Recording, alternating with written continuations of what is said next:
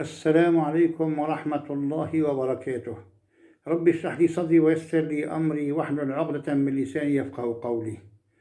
اللهم صل وسلم وبارك وشرف وعظم على سيدنا محمد وعلى آله وصحبه وسلم.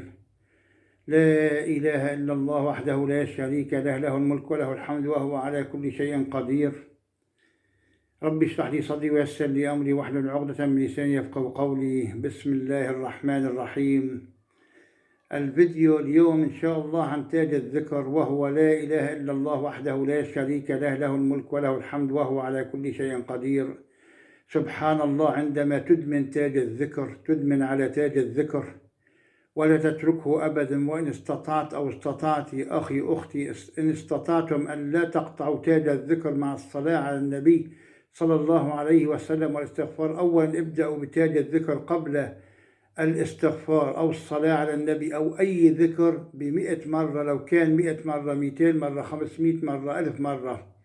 وإذا أردتم وانبسطتوا في تاج الذكر لا تتركوه أبدا، ليل نهار بإذن الله سبحانه وتعالى. وبعد ذلك قبل كل ذكر، مثلا استغفار 100 مرة تاج الذكر، مثلا صلاة على النبي 100 مرة، أي شيء. مثلا قراءة سورة البقرة تريد أن تقرأها تاج الذكر 100 مرة قبل سورة البقرة. مثلا آية الكرسي تريد أن تقرأها 100 مرة تاج الذكر. وهو كما قلت لكم لا إله إلا الله وحده لا شريك له، له الملك وله الحمد وهو على كل شيء قدير.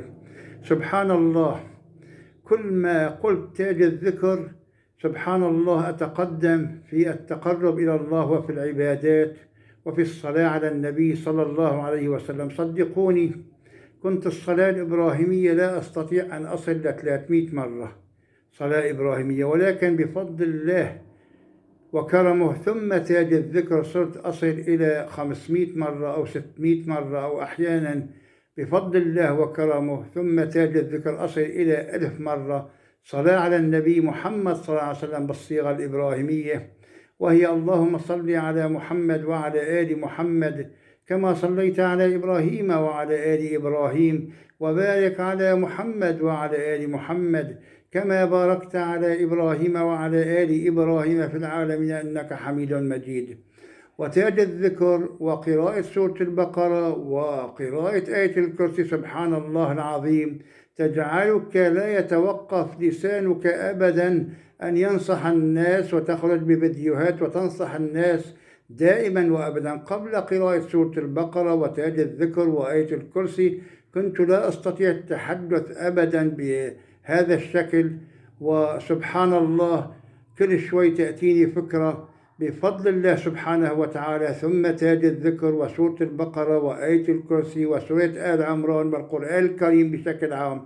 إذا أردت أن تفتح لكم الحياة على مصراعيها أخي أختي أعزائي المشاهدين، عليكم بتاج الذكر أولا لو 100 مرة كما قلت لكم، وهو لا إله إلا الله وحده لا شريك له، له الملك وله الحمد وهو على كل شيء قدير. أي شيء تريدون أن تبدأوا فيه قولوا تاج الذكر. سبحان الله، التوحيد أقوى شيء، كما قال الله سبحانه وتعالى لسيدنا موسى عندما قال له ضع لا إله إلا الله بكفة والسماوات والأرضين بكفة، فرجحت لا إله إلا الله. سبحان الله وبحمده سبحان الله العظيم. وعند الله سبحانه وتعالى سبحان الله والحمد لله ولا إله إلا الله والله أكبر ولا حول ولا قوة إلا بالله العلي العظيم. عند الله سبحانه وتعالى أفضل مما طلعت عليه الشمس، أي السماوات والأراضين.